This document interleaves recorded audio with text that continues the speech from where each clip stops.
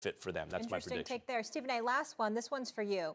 If the Knicks sign Kawhi Leonard, they will be forgiven by yours truly. I will forgive the New York Knicks. I will apologize. I will applaud them. I will go out. I will have a drink. I will celebrate. No, I ain't kissing no man. I'm not doing that. I said the court, oh, like the I have an answer. I'm sorry. I have an answer. I'm sorry. I'm sorry. No, I have an answer. If the Knicks sign Kawhi Leonard, what? They will not have James Dolan as an owner. Reliable sources that Kawhi Leonard is strongly considering going to the Los Angeles Lakers. We've been talking to the Toronto Raptors. We've been talking about the Los Angeles Clippers. I'm hearing the Lakers. Kawhi Leonard is thinking about joining LeBron James and Anthony Davis in LA with the Lakers. I don't know about y'all, but I don't even know how fair it would be. I mean, you could perceive it as a weak move, no doubt about that, because talk about jumping on a bandwagon. You could do that, as my man Jay Williams came on First Take and acknowledged. Because when you're that great and you're joining that level of greatness, who the hell can beat you? I mean, my God, who the hell's going to beat the Lakers if Kawhi, Anthony Davis, and LeBron James are on the same damn team? Who the hell's going to beat the Lakers? How does anybody have a chance? By the way, can I raise my hand? I'm 51. I only play basketball about once every 2 years now with my busy schedule. I mean, damn, I think I could suit up for the Lakers if my 3 teammates are those dudes. Hell, I got a chance. All I got to do is stand around and shoot. And chances are I'll never shot like I did that day I was in front of James Harden, who would have let me warm up before I was launching my threes. Ain't that hard? I mean, with these guys, I mean, damn. Kawhi, Anthony Davis, and LeBron James on the same team, it wouldn't be fair. But I'm hearing it's entirely possible that that's going to happen. And here is the reason why. You have 2 thought processes or 3 thought processes taking place.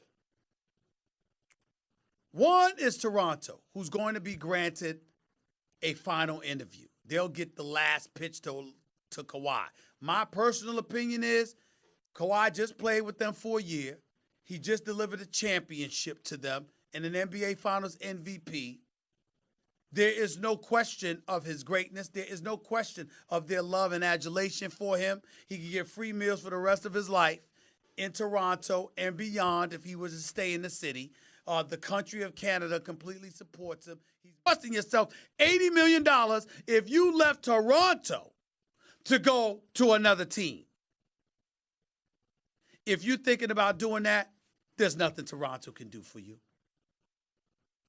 They put a team around you. You want a championship. You want a championship as its leader and number 1 option. Why would you be leaving Toronto? And of course,